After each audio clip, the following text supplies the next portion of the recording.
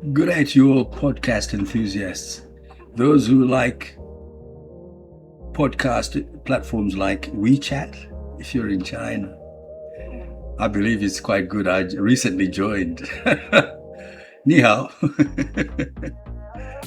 And also platforms like YouTube, Spotify, Facebook, Twitter, normally or formerly known as X, or is it the other way around? I bring you another interesting topic in the whole diaspora African perspective from Lawrence of the LM group, bringing you the Lawrence perspective. Here's the thing. There's been recent reports, basically, of the EU insisting that or Caribbean countries should desist from issuing I believe there's a passport for richer people, or rather access to entry to the Caribbean countries by Africans if they pay $200,000. And then they get, obviously, access, they get residency associated with that. It eventually becomes citizenship, I believe. And to some extent, that is irking the EU because those countries, the Caribbean countries, are allowed to, are part of the what they call the Schengen grouping. And the Schengen grouping is basically countries or people that are allowed to come into Europe for, I think, a 90-day period, visa-free, etc., etc. So they can come in, walk in freely and carry on and do whatever they want to do, visit. And the EU is concerned because they somehow link that to a potential either overstay or issues to do with security and so on, which I find quite confusing here. Because the people in Africa that have got $200,000 essentially to spend gaining access to a Caribbean country like Antigua or Jamaica or Barbados are the rich few. And they're so few that you can count them on your fingers.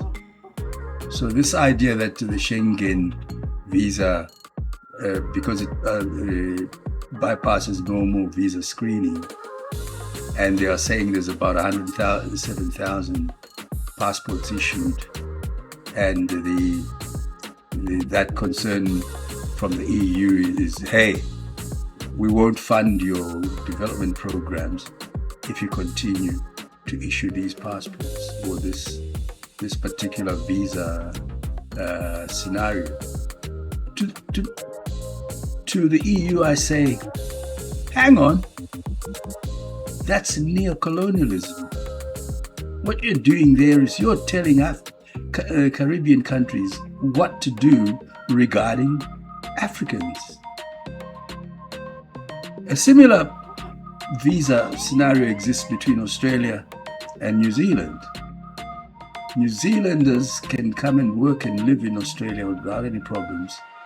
They do not have the same rights in terms of welfare, which is the only thing that has changed. But that changed in 2001 and then was subsequently reversed in 2023.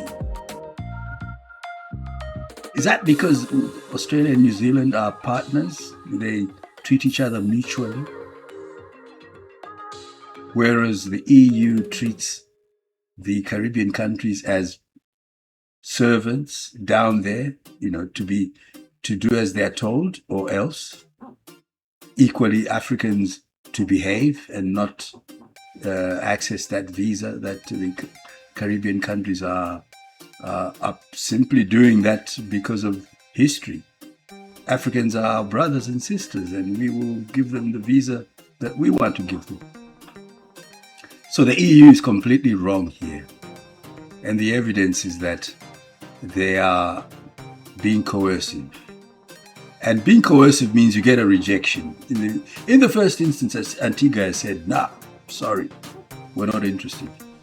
And one of the problems with the EU is that they throw money at you and then they withdraw the same money and say, I'm not giving you that money. Now, if you never gave me the money in the first place, I won't miss what you never gave me. Which is quite logical, but to the EU, it's not logical for somebody not to want money. To the Caribbean countries, I say, uphold your sovereignty, your fundamental rights as nationhood and nation states. Uphold them, give the visas that you want, even drop the 200,000 to maybe 100,000 or 50,000. Do it to spite the Europeans, because the Europeans or the European Union is getting too big for its boots. The current president is getting bigger and bigger. There's 27 countries there. If the EU did not exist, you would be dealing with 27 different countries.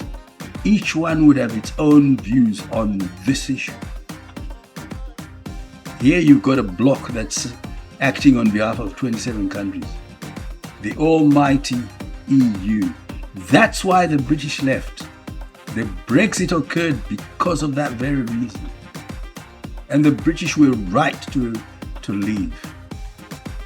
The consequences, yes, they're fatal, but that's what happens. British people did not want money. They wanted out. They opted out, and they suffered the consequences. Similarly, the Caribbean countries can opt out of funding from the EU and still survive. Here's the thing, EU, don't forget, Caribbean countries have options. China, Russia, Turkey, Brazil, even South Korea.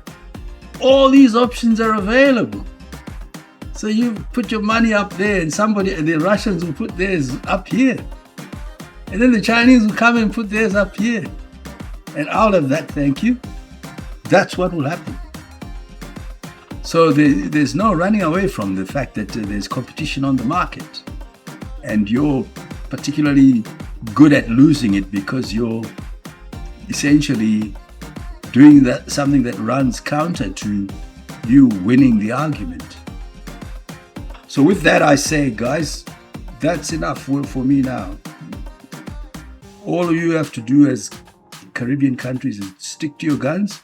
Africa, stick to whatever little rifles that you have. And the EU, stay up there, be over yonder. Try and resolve the issue with Ukraine and Russia first. Get rid of that war first before you start messing around with small countries like the Antiguas and Barbados and Jamaica. I rest my case. Lawrence of the Lawrence Perspective from the LM Media Group. Have a great day from Antigua, Jamaica, Zambia, Zimbabwe, or Brussels.